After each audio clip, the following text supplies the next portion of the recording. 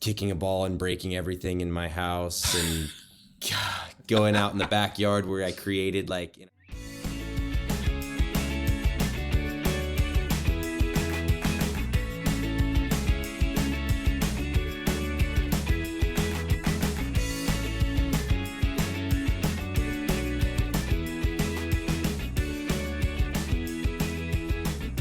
Welcome to the Exploring Washington State podcast. Here's your host, Scott Cowan. This episode is sponsored by Thing. The Seattle Theater Group and Sasquatch Festival founder Adam Zaks present Thing.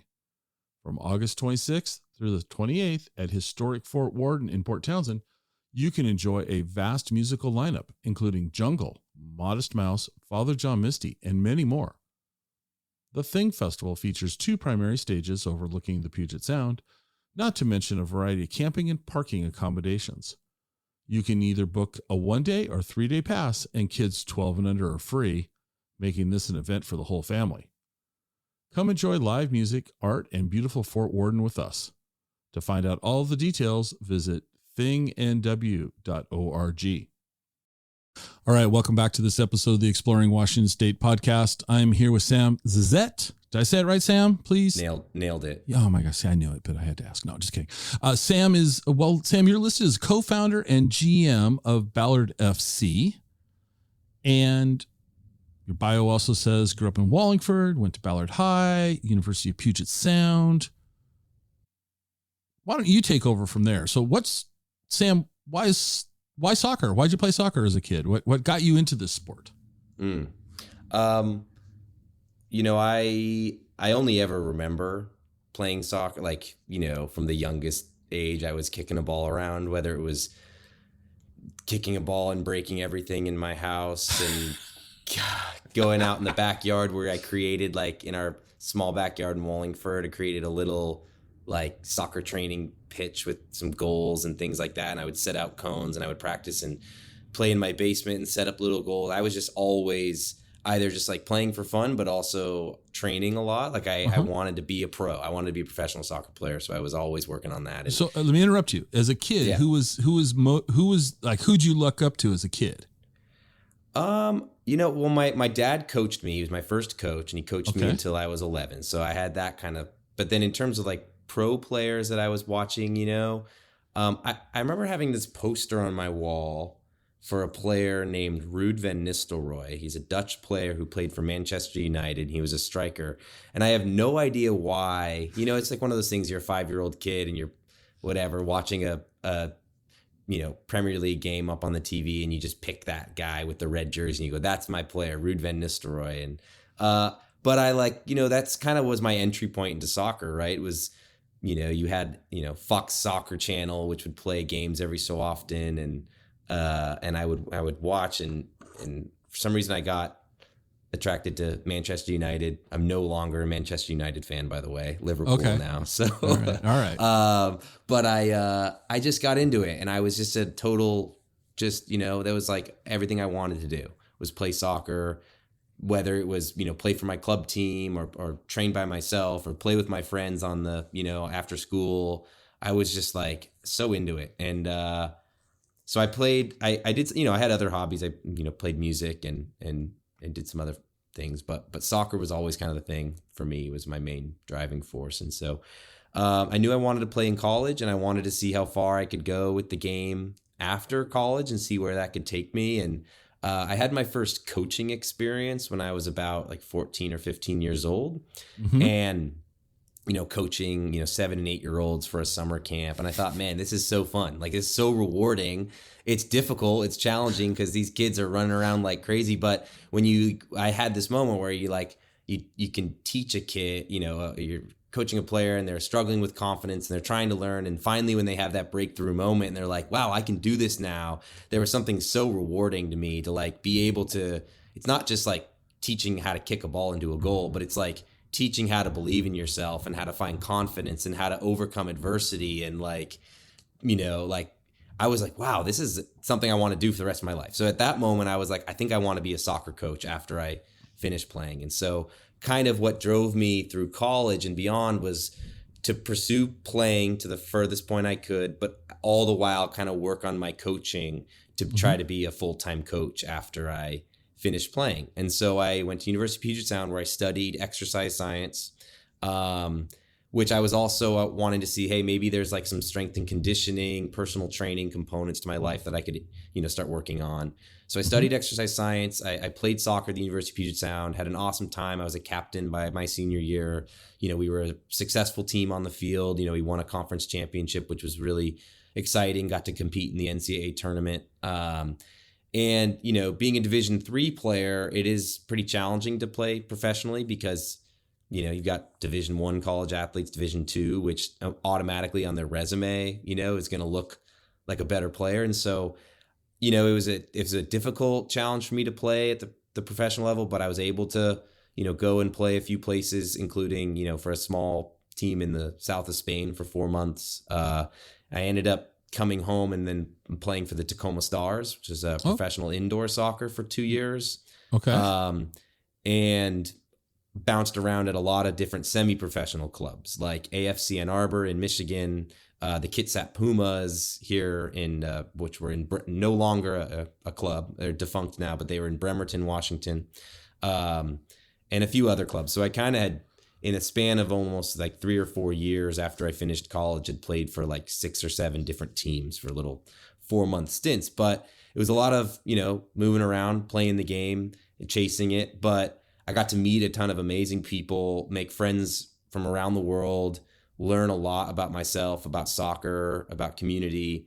And I think all that while playing for these different teams and traveling around, I thought, why doesn't Ballard, and even more generally, Seattle, have a club at this grassroots community level? Why don't we have a team for 500 to 1,000 people to come out on a Friday and get together? And it's like, with the goal of it being like, you walk into the stadium and it's your neighbor from a couple of years ago who you see, and it's like, it's just like a small, it's more accessible, it's more reachable, and ultimately, as a fan, you get to be right there on the field level. You get to get an autograph with the picture with the player after the game. The kids get to run onto the field after the game. There's just something about that small community feel where I got to see that in some different places and think I would love to do something like this for, in our community when I can at some point.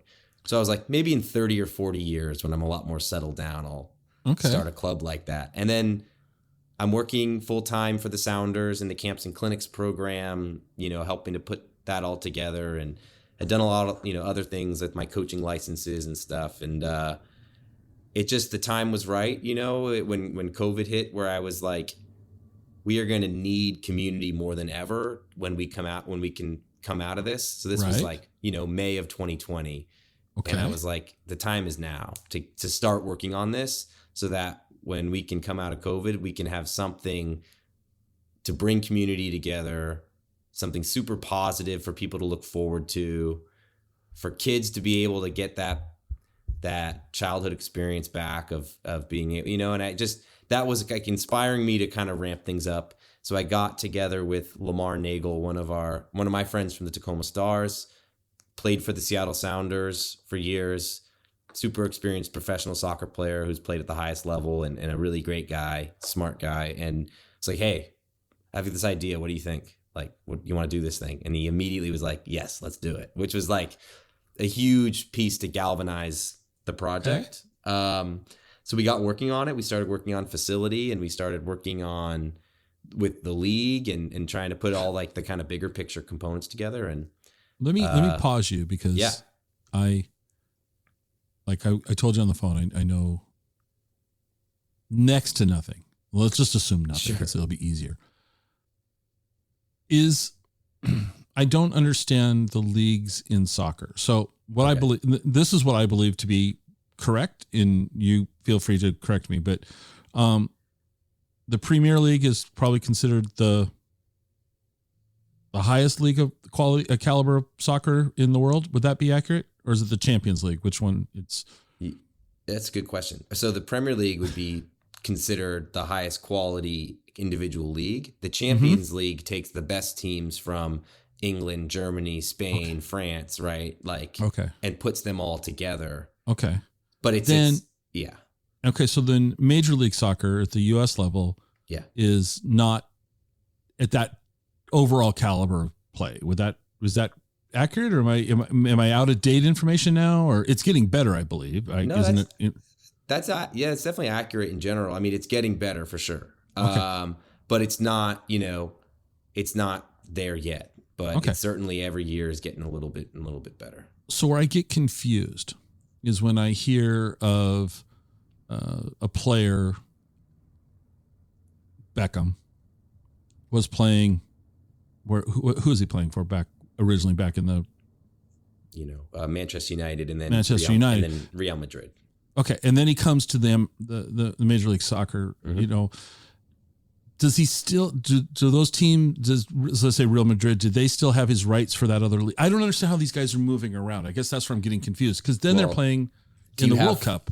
Do you have like 4 or 5 hours now? Because it is incredible. I mean, because I could explain. There's like the way the rest of the world works in terms of players and their rights and their contracts, and then a team can. So say you're on a 3-year contract, right, with Real Madrid, and Manchester United says, well, we want Scott, but he still has 2 years left on his contract. Well, Manchester United will say, well, you owe us $30 million, and you can basically sign him now. We'll you have the rights to sign him to a new contract yourselves. And they say, okay, we'll pay that fee, right? So that happens in these European systems, but where it gets nuanced is with the MLS is a single entity structure, just like, like the NFL and the MLB, right? So the MLS operates almost as its own, as just that one entity. So if the Sounders want a player and it's the same kind of thing, a transfer, the transfer actually has to go through, I don't even know the ins and outs, but it has to go through like the league, but then the player goes to the Sounders, and the MLS has probably 75,000 pages of rules about how all the transfer of money goes, and it's really complicated. But I guess we aren't really as part of that kind of like global ecosystem of soccer, as much as you expect. So, all right. So your league, so you're in the USL 2, right? Yeah. Okay. Now what I'm reading is I'm seeing the words. Let me see. What did I see here? They can still maintain their college eligibility. Kids could play and still maintain college eligibility. Yes. And then, are players being paid on your team? No, and they can't. They can't be because of college eligibility. So our league exists to provide college players with a 3-month, essentially like a 3-month training and playing, like part of their development, right? So the college players have a 3-month season in the fall from middle of August through early November or mid-November, and then they break for the winter, and then they come back and they do a modified spring season of about 3 months. But then they don't have anything to do. There's no formal training for them for the entire summer. So our league provides a high quality, high level training and development opportunity for those players to get done with their spring in the college, join us for the summer, and then go back to their college in the fall. And it allows them to continue to develop and also have a platform to where, professional scouts are watching these games, are coming to these games, taking a look at these players and seeing, is that somebody we might want to sign to a professional contract at some point? Okay. So actually this makes a lot of sense to me, because this year I'm the PA announcer for the Wenatchee Apple Sox baseball team in the West Coast League, which is a collegiate. Kids are playing, University of Washington ball players, Oregon, kids from all across the U.S. are coming to these teams in Wenatchee or Port Angeles, Bremerton, and all that. And they are being exposed to baseball at 6 days a week, like they do in the minors or the majors, right? So exposing them to how the game is played at the professional level, because at college level, they're playing twice a week. They're not playing at this level. So then a coach, let's just say it's a kid from UPS, because you're involved with UPS. UPS says they have a pitcher that needs to work on his control, let's say, and you send him to Wenatchee. And Wenatchee's job for the summer is to use this kid and help him with that facet of his game. Is Ballard FC being asked by these colleges that your players are playing from, hey, can you help him work on his defense or is it just they get to play more? They're getting more hours of play. Mostly the latter. Okay. There's not. I think it's part of the difference there is like difference in sports. Like just the difference between baseball and soccer. Like it's not as much. It's like specifically like you need to work on free kicks or you need to work on your left foot. And so you need a coach to tell you, like, it just doesn't work like that in the sport as much. But we do have, college coaches who will email or call and say, hey, I have this player who I think would be a great fit for you. And here's his video and here's why we think you should take him. And, our coaching staff does that type of recruitment to put together a roster. So we do have predominantly college players, but we also balance that out with some players who are out of college that provides some more, quality on the field because of their experience, but also some of that veteran leadership in the locker room to really help kind of guide the younger players and show them the way. Okay. And then at the other side of it, we also have some younger players. Like we have a senior in high school who, and some other younger players who are like freshmen in college who are, only 17, 18, 19 years old, who this is a great opportunity for them to play with mostly 22, 23, 24-year-olds and get that kind of like extra leg up of development because they're competing in it, with a higher level of player. All right. Okay. So you're in the USL League 2. Is there a USL League 1? There is. Okay. So what is the USL? How about we start with that? So the USL is, I guess before I explain what the USL is, the US soccer pyramid, right? There's a first division of the pyramid at the top. That's the MLS. It's what the Sounders and the Timbers all play in, and it's just the MLS up there in the first division. Okay. Then there's a second division of the US soccer pyramid. It's fully professional. The players are paid. They're like teams like if you've heard of Sacramento Republic or Louisville, like they're teams that are not quite big enough markets usually for the MLS, but do a really good job. They get 10,000 or so fans out. All their players are paid. It's like a great organization. It's that second division. Okay. That's called the USL Championship.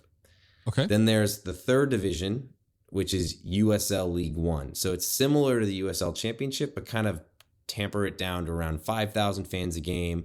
Markets like there's a team called Union Omaha, FC Tucson. So kind of even slightly smaller markets than that USL Championship. Okay. It's also fully professional. Players are paid. That's their career. That's what they're there to do.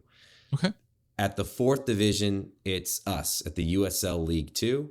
And we are, the league uses the term pre-professional. So it's players who all are striving to be professional players.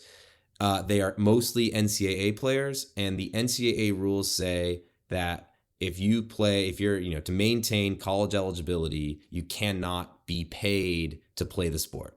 There's new, NIL rules, which allow you to benefit from your name and your image and your likeness, but you cannot be paid a contract. Ballard FC cannot pay a player to come play for the club because it would break NCAA rules. It would also break the league rules. USL League 2 has rules that don't allow that either. All right. So how did you... Going back now to your story, sorry, because I hijacked that, but I needed some context because I was trying to figure out where this all stacks. So COVID, you're working for the Sounders. You think community is important? Do you want to put together a team? What, took you an afternoon? Super easy to do. I mean, you just called the league up and said, I want to put a team. And they said, sure, go ahead, do what you need. No, I mean, how was this process? What was the journey like from the idea to, the actual first game, first match? Yeah, I mean, it definitely took a lot. It took a lot of work, but even before all that, it took a lot of like thought and strategizing and crafting and really bothering my friends and my fiance and bugging them constantly about what about this? What would that work? What do you think about that? And them saying, shut up, we just want to watch TV. So I have an important question. Your fiance, are you married now? Married. We'll be married in September. Okay, so it didn't ruin the relationship. So awesome. No, if anything, it's even made it stronger. She's awesome. Helps out with some of our marketing. She's at every game. She also opened a business right at the same time, and I help her a bit with her cafe. So no stress at all. Yeah, no stress in our house. No, sir. But So I was thinking about this for probably at least like a year and a half or more. Like, what would the budget be? Where would we play? How would we market this? How would we put a team together? Who would coach it? How would they coach it? Like, really kind of thinking through all of those like things and just thinking about it. I wasn't really putting it down on paper, building spreadsheets yet, or like talking to anybody about working with me. It was mostly just, like I said, bothering my friends, bothering my fiance, and thinking about it. And then that's when I think in COVID, where I like took this like just thinking about it, this pipe dream idea, and was like, I'm gonna like put some more thought and like detail into what this could be. Started like working on some spreadsheets of like, what would a budget be? What would it take to make this thing happen? Because the reality is like, to make something special, you do need to be able to fund it, right? So how would we fund this? Like, that's an important question. How are we going to pay for a facility? How are we going to pay for coaches and keeping the lights on and people and all of that, right? So it's putting together a plan of like, how can we turn this idea of a soccer team into a business? Because to me, it's a really important part of this. It's not everything, but it's really important that this is a sustainable business, because it can't be something that relies on people for 1 or 2 years going way, way above and beyond and stretching themselves thin, because then when you lose those people in a couple years, what are you left with, right? So it has to operate as a sustainable business so that in 10 years, Ballard FC is even better than it was in year one, and can continue on and be here for decades, right? So that was kind of what I was first thinking about in early COVID, was like, okay, what does the business of this look like? How does it operate sustainably?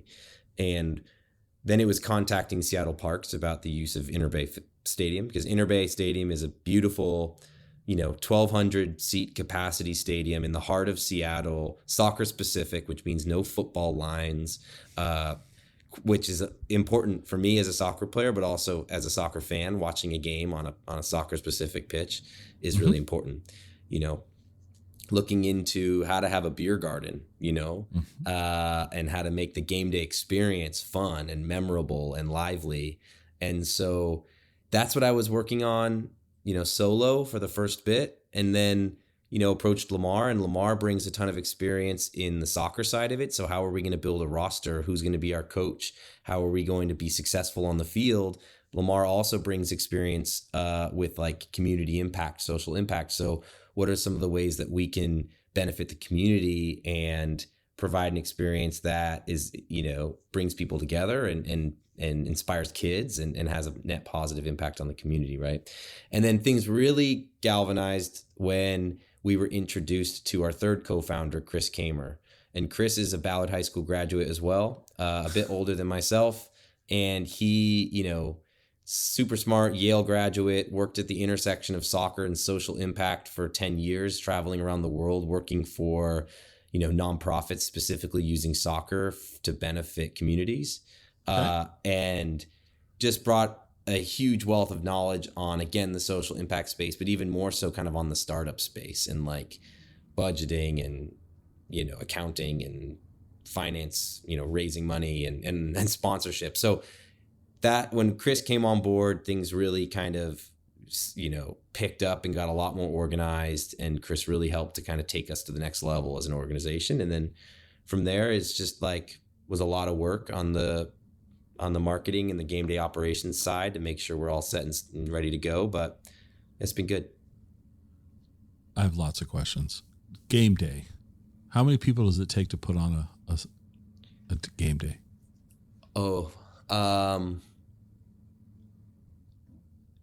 About 30. Wow.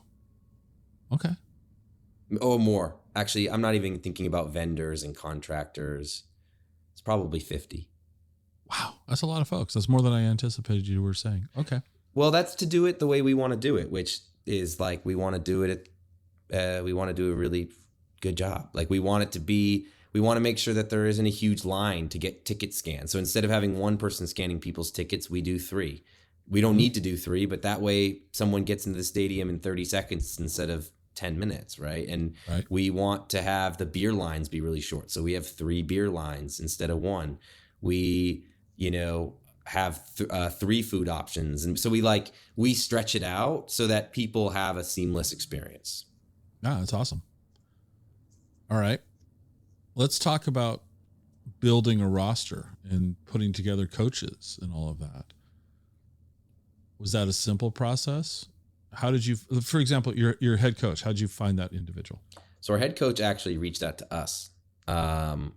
We were in like the beginning stages of starting to explore coaching options in like December, and we had launched, and our head coach reached out to us and said, his name's Jason Farrell, and he lives in Ballard and has played for the Sounders back in the day, played for the Columbus Crew in the MLS, played for the University of Washington, for college, and Seattle Pacific University. He had coached, had been at high level, like particularly in the youth game for over 20 years coaching. Super experienced coach, great reputation, great person. He reached out to us and said, I'd love to be involved in this project, and I would love to, chat more with you about it. And so him and I got a beer and hit it off, from our first beer. And I thought, he just seems like the right fit. And we had more, interviews and conversations, and it just became super clear, super fast that Jason was going to be just the right fit to be our head coach. And he has done a tremendous job. Was the city easy to work with when it came to getting? Oh, I love that smirk on your face. Sorry, folks. Yes. He is shaking his head no. And I'm no. I'm joking. I know. No. I'm serious. Was the city easy to work with? Because these parks are there for, when you cross into commercial, do the city understand that, or how did that experience happen? So Parks is, so Interbay Stadium is operated by Seattle Parks and Recreation. Mm-hmm. Seattle Pacific University is a long-term tenant of Interbay Stadium, so they also have some say in it all. Right. But ultimately, like scheduling the stadium goes through Seattle Parks. They were super helpful with, through the process when I was, working on getting dates and then scheduling with the league and scheduling with our other teams and, pulling permits and all of that was, helping at every step of the way to help make it happen. It's not a perfect process. There's certainly some things that could be improved upon to make it a little easier, but also make it just a little more, turnkey in some ways. But in general, they've been a great partner. And we're really grateful that first that there is a stadium like Interbay in the heart of our city. That's not normal. Not all cities have this beautiful 1,000-seat capacity soccer-specific stadium right in the heart of the city. A lot of teams in our league have to play at a high school. And at high schools, they don't allow alcohol sales. They also have football lines, and the turf is outdated. And we get to play on a field that doesn't have any of those issues. And it's because Seattle Parks and Recreation do a great job of maintaining the facility. And so we're really grateful, to be able to have this facility. And it was like the first contingency for Ballard FC to happen was we needed to make sure we have a good facility, and Interbay is that facility for us. Well, it would be nice, from a playing standpoint, playing on an appropriate field marked appropriately is always helpful. I'm a baseball fan, and so when you watch baseball and they're playing on a football field and you got the lines, it's confusing to follow either sport when it's mixed up. So I can imagine here's the same sort of challenge. And beer sales, A, fans like it, and B, it's a good, nice source of revenue. So helps like you want this to be a sustainable business that helps contribute to that. Well, actually, for us, beer sales are not a source of revenue because Interbay is a park, Seattle Parks, and you have to be the beer garden has to benefit a nonprofit organization is the rule, is the Seattle Parks and Recreation and the liquor control board rules. So our beer garden benefits the Rubens Brews Foundation, which does amazing work, particularly with their Mosaic Brewers Collective, to bring folks in from underserved communities into the brewing industry, which has been a predominantly white and male industry. So we're super stoked about being able to help raise money through the beer garden for the Rubens Brews Foundation. But it's more of an experiential thing For Okay. us, Okay, providing a good experience, and it is a moneymaker, but for a lot of folks, it does exist as a moneymaker. But at the same time, though, I mean, there's a benefit that it's for the experience for the fans, but B, you're helping a nonprofit that's bringing some diversity into an industry. That's awesome. Okay. How was it? So when you approached USL, what was that process like? So I had first gotten introduced. So I told somebody at at another team that's another USL2 club that I was interested in doing this, and I was picking their brain, and I was, they were a mentor for me as I was kind of thinking about starting the club and providing resources and guides on how to, really, really important stuff to help me get started. And they sent an introduction over to the league. And in my initial call, I just kind of put together, this is what I think this could look like and how it would work. And then there's a formal process of, putting together an expansion application and, all of that, including a sample, budget and P&L and, information about your venue and your marketing plan. And they want to make sure that you're coming into this with a thoughtful plan. And then also they provide guidance along the whole way of, actually, we recommend you try doing this way. And they were super helpful in not only they weren't just reviewing all of our materials, but going through each item with us and helping guide us on best practices. So they took to our expansion bid really well. It was when I kind of explained the vision, they were like, yes, this is great. Because what we're doing that's different from a lot of other teams in the country is we are in a city. We're representing a neighborhood within a city. So we're not just Seattle FC instead of Seattle Sounders or North Seattle FC. We went as hyper local as possible with Ballard FC. That's our club. And most teams in the USL2 or even in lower, other divisions, they'll kind of take on just representing again, the whole city and being Seattle United Football Club or something like that. If you get what I'm trying to say, not hyper localizing it. And so the USL was this is really fascinating. We don't have a club that represents a neighborhood within a city. We only have clubs that just represent cities. And so they thought it was really interesting. And it's something that we feel like could be more common, is that it has to extend beyond Seattle, that there are neighborhoods or communities within cities that have pride of place just the way cities do, right? People support the Seahawks and the Sounders and the Mariners because they love those sports. People support the Storm and the Kraken because they love basketball and they love hockey, right? They love watching those sports. But even more so, I think people love to celebrate the pride in their city or their region or their area, right? I'm celebrating my pride in my community. Now, why can't that also extend lower to our neighborhoods, our grassroots communities, and especially Ballard, which has a history and a pride of place and a tradition that has its own history to it, its own pride that can warrant celebrating itself through a team. So that was our pitch. We love this neighborhood. This neighborhood loves this neighborhood. The community loves Ballard, and people want to rep that. So we're going to give them a team to celebrate that pride. And the league helped us out the whole way. So you mentioned an expansion. You applied for expansion. You're in the Northwest Division, correct? That's right. How many teams are in the Northwest Division? 6. Are you the newest entry into the division? Actually, no. We were going to be, and then a team in Olympia called Ole Town FC joined the league just after us. And so us and Ole Town FC are the 2 newest additions. We came in just around the same time. Yeah. So I'm reading. So this is confusing to me. Lane United Football Club. I have no. Where's Lane? Where's that team? Lane United. So Lane County is in Oregon. It's Eugene. So they play out of Eugene. in Eugene. Okay. And then there's the Oregon Valley Football Alliance. Yeah, they are in Albany, Oregon, which is like Okay. Albany and Corvallis. Right. So they're down there.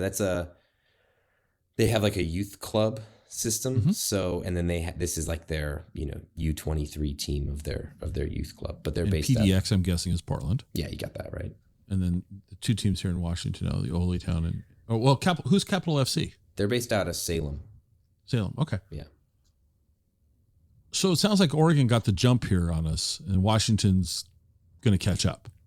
Yeah, I mean, this league has fluctuated a lot over the years, and it's something that we hope we can help change, is like providing some more stability and consistency. There used to be a team called Kitsap Pumas out of Bremerton. There was a team, there were other teams in this league. So Washington has had teams, and Washington obviously has a storied soccer culture and history, but for whatever reason, this division in the league hasn't seen as much consistency out of the Washington teams, and we hope that we can kind of help provide that stability and consistency. So when we talked earlier, and we never follow a great train of thought here. We're always scattered right on the show. When we talked earlier, you mentioned that playoffs are coming in the near future. At the time of this recording, we haven't hit the playoffs yet, and Ballard FC hopes to make the playoffs. And you mentioned that there's 140 teams. That was mind-blowing to me. I think it's actually like 120. Okay, well, Sorry. Okay, my mind's up. I might have inflated it. No, 120. There's 120 teams at this caliber level of play across the United States, right? There's actually more because there's another league. Oh, what is the other league we haven't referenced? This league, the other league is called the NPSL, National Premier Soccer League, and they exist in the 4th division as well, but their standards are a little bit lower. Okay. So certain things like, game day experience and travel and press box, like things that make a club more, I don't know. They have a look, but it also helps for clubs that don't quite have maybe as much of a budget, and it's lower barrier of entry. But anyway, our league has, the USL League 2 has 120 clubs, and there's other clubs as well. But yeah. So the Northwest seems a little light with 6 teams. That just seems a little light for the area that we're in. Where is this league heavily concentrated in? Big in California? Is it? There is, the Southwest Division, which is mostly California, has 9 teams. Okay. I would say the East Coast as well as the Midwest. Like there's a whole division for the state of Michigan with like 8 teams in it, I think. Oh wow. Okay. So it is a bit like regional. It's hard to say. I wouldn't know why certain regions. It's just, it's one of those things too where like word gets out. And I actually think because we've come into the league and people are looking at us and we're doing a decent job, off the field with the organization, like other folks we get messages often. Like we've had at least 3 or 4 groups reach out saying, we're thinking about starting a USL 2 team. Could you give us some advice? So, Okay. I think that will help spur more groups coming into the Northwest Division, and I wouldn't be surprised if by 2024 if there were 8 or 9 teams in our division. Wow. Okay. I mean, I would think that, these are all Western Washington or in Oregon, western side of the state. I would think that Eastern Washington could certainly support teams. I would think some places in Eastern Oregon, not as many in Eastern Oregon than Eastern Washington, but yeah, I could see how this would be a great, say Wenatchee, for example, or maybe Ellensburg, maybe it's a little small, maybe, but Yakima. Wenatchee had a team for a while called, I think, the Wenatchee Reds. Maybe. But I've only lived in Wenatchee for not 5 at years, this level, but okay. there are some teams out there, but it's like there's a jump that they like. There's a team called Spokane Shadow, right? Like out of Spokane, there's a team in Bellingham Hammers. There's a team in Yakima. It's the Yakima Reds, actually. Okay. So they're teams, but like there's a big jump to go from the league that they're playing in to the USL, this national league. Okay. So it's about like if teams like that could make the jump or not. So,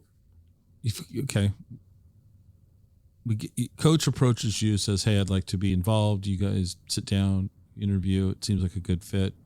You get your coach put in place. What was it like going out and recruiting the roster? Well, I had done a little bit of pre-recruiting, but really not much at all. So it was like really the head coach, Jason, and mostly Jason. And then, I helped him a little bit, and we would kind of work together a little bit on recruiting, but a lot of it was kind of getting in contact with college coaches, and then also just kind of taking a look at the local college players. So, Seattle University, SPU, UW, and then also looking at players who were from Seattle and had gone to play college elsewhere, and kind of how they're doing in their path. And then it was also fielding a lot of emails and texts and phone calls from players saying, "Hey, I'd love to play for Ballard FC this summer," and taking a look at their film and resume and all that stuff. The final step to it was hosting open tryouts, where we had over 200 players register to sign up. Actually, I'm sorry, it was 150 players register and come to tryouts across we had 3 sessions with 50 players each, and saw some great players. We ended up, signing 4 players from the tryout system to our roster of 30. So, it was mostly a recruited roster, but then we also wanted to make sure that we had open tryouts for anybody who, didn't go through the normal kind of recruiting system. Okay. First game day. How much fun was that for you to see this thing? It was surreal. It was truly pretty incredible. The weather, the day, May 21st, we had, a horrible spring of rain and crappy weather. And then all of a sudden on May 21st, the sun comes out. It was 70 degrees. And that was the one day. No, just kidding.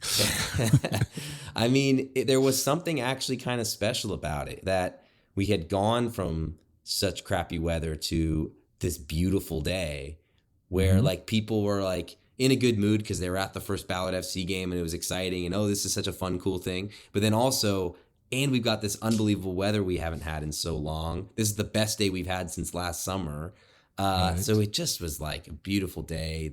The energy in the stadium was electric. Like, it was so positive. People were I kept getting comments from folks about like just how like nice, like everyone was being just so nice and so positive and so generous. Like, no one was standing in the aisleways. And then if someone asked someone, "Hey, could you step out?" Like, everyone was just very conscious and thoughtful of each other and was holding doors for people. And like, there was just like this positivity and community energy in the stadium that was exactly what we wanted to do. We wanted to give people a reason to be, happy, but like grateful for their community and want to like feel some pride in that. And it felt like it was happening. And so, had a moment. There was obviously on my end too, a ton of logistics, and my walkie-talkie was constantly buzzing with, "Hey, we've got a issue here. We've got to need another garbage can there. And the ball went over the fence there," and like,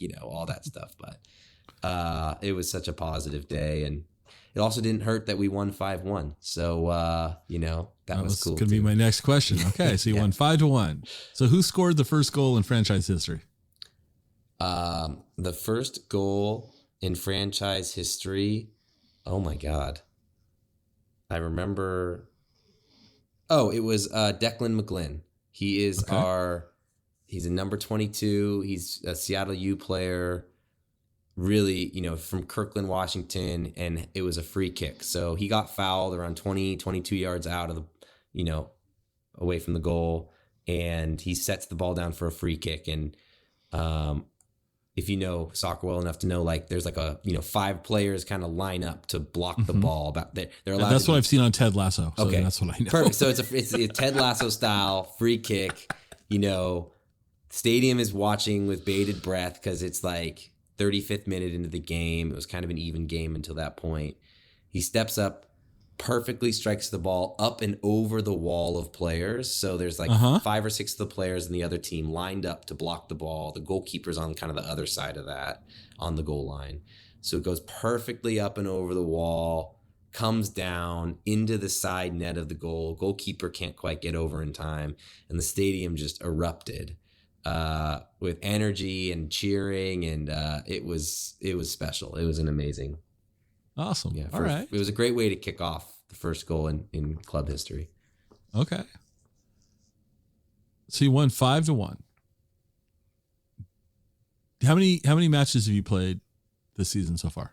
6 league matches and 1 friendly. 6 league. And what is your current, at the time of this recording, what is your team's record? We are 4 wins and 2 draws, no losses. That seems better than I would expect a expansion team, if you will. Excuse me. In my world, expansion teams are a little different than what you're doing, but that's a great record to start with for 0-2. Where are the other teams in the Northwest Division? So the way soccer, like the league standings system works is you get 3 points for a win and 1 point for a draw, 0 points for a loss, right? So we are tied on points with Capital FC, that's a team out of Salem. They have 1 more game played, and that game is a loss. So they are 4 wins, 1 loss, and 2 draws. So we each have 14 points. There's 2 teams that are tied for 3rd place. They both have 7 points. So there's actually a nice gap right now between us and Capital and the rest of the league. And so our goal is to just keep that gap getting bigger and bigger and then qualify for playoffs. And the nice thing is the top 2 teams in our division qualify for playoffs. So, so long as we win a few more games and, keep things, especially against those 3rd place teams, which are OVF Alliance, who we play this Friday, and PDX FC, who we play this Sunday, we should be in a good spot to qualify for playoffs. But there's obviously a lot of games ahead, and it's a very competitive division, and so we have a lot of work to do to secure that playoff spot. Because the league has so many teams, how far might you have to travel for the playoffs? Would you play if the season ended right now and it was you and Capital? Would you have to play each other, or would you have to go out of the Northwest Division? Well, hopefully how does the playoffs work? Yeah, our hope is that, so you have like the Western Conference, right? So there's the 3 divisions in the Western Conference, and 8 teams out of those 3 divisions qualify for playoffs. And so you're competing to be the Western Conference champion and then go to a 4-team, there's 4 conferences. So the winner of each conference play each other in a national semifinal and then a national final. And so our goal, we would potentially host a couple playoff games and then maybe travel to California or Colorado or Utah to try to win the Western Conference. And then the national semifinals and finals could be anywhere. I mean, they could be in Florida. They could be in, Vermont. I don't know. They could be How anywhere. is that determined? It is determined actually subjectively. The league chooses based on quality of performance on the field is a factor, but there's other factors like, how good of a host of a game are you? What's the quality of your broadcast? What's the quality of your match day experience? Do you have the right facility? Like, they're looking at all factors to make sure whoever's hosting playoffs are going to do a good job. Okay. You bring up broadcast. How is Ballard FC broadcasting their matches? We stream our games on a platform called 11 Sports, and then we embed that stream on our website. So if you just go to goballardfc.com on every match day, you can watch the broadcast for free. Really? Yeah. That's very cool. How well has that been received? It's good. I'll be honest and say the broadcast hasn't been at the level I wanted it to. We've had some issues with internet, with this streaming partner, with Interbay Stadium just being kind of a funky stadium to broadcast out of. So I'd give us like a B- on the quality of our broadcast. And we have a lot of room to grow, and we are going to make some steps both this year and next year to really improve that quality. But I think it's been received well. We've had great viewership numbers. We've had, I think our home opener had a total like 8,000 viewers. That's great. And then since then we kind of plateau for the rest of our games at around 4,000. So But that's definitely still a really good audience. Yeah, no, we're excited about it. We know that if we had a better quality broadcast, there's more we could do with it, but we're working on that. That's a big part of what we want to do. Is Well, it's your first season. Come on, you gotta have something to work on for season 2. That's right? true. I mean, you just can't have it all dialed in. That's fair. Sponsorships, community support, all of this. So, what was it like when you took this idea to the public? Did you go try to, like, I see Ruben's Brews prominently on the header of the site. Yeah. Right. Yep. That's Did you just because I approach like Ruben? beer. I just decided to. I know but there's lots of great beers in the Seattle area. And did you approach Ruben's Brews and what was that like? I mean, were they happy to jump on board a new unproven enterprise? Was the community thrilled by this? Yeah, the community support and response was above and beyond our expectations. Okay. Both from like the fan support, businesses wanting to be involved. It was bigger and faster than we ever thought. So, right. Okay. That's awesome. It was really cool. It was amazing. And Rubens, we approached about a sponsorship. Felt right. Their owner is English, huge soccer fan, big Tottenham supporter. Rubens is just a community staple in Ballard. It's, fantastic beer, but also just like a really great place to be on any given day to hang out and get together with community. And we just felt like they were the perfect partner. And we approached them about just any level of sponsorship. And they, were like, well, we want to be the title sponsor, so let's make it happen. And so we made it happen. And they've been an amazing, amazing partner for us. There's so much more to it than just like putting their logo on a jersey. Like we host events there. It's a true partnership that is really what our club is about. And we're really grateful to have such a great partner in them. And they do such amazing work to make our community a more vibrant and exciting place to live. And so it's been fun partnering together. I think that's awesome. And I hope what I'm about to say goes over with the spirit that I intended to, but I am really happy to hear that the Ballard Driving School is involved. Yeah. Well, if you come to a game and you see the Ballard Driving Academy sign and you type in the little URL that we put on there, that's just a little Easter egg for the folks who know. I love that. No, I'm looking at your sponsors and who's WN? You got a round circle with a WN on it. I don't recognize that logo. They're Western Neon. Hey, okay. I'm really sorry, Scott. I actually have a 4:30 all staff meeting. Well, we're going to cut this off to let you go. I'm thrilled that you guys are doing this. I know nothing about the sport other than, like I told you on the phone really fast, was that Ted Lasso. But I'm excited that I'm learning more and talking to you. I'd love to have you come back on and talk to us. We're going to let this one go and cut off. Sam, you've been a great guest. Thank you for making the time. I wish you guys all the success this season and future years. And we'll put a bunch of links in the show notes so people can find out more about Ballard FC. And I encourage you guys to get out and go watch a match. Awesome. Thank you so much for having me on, Scott. Of course.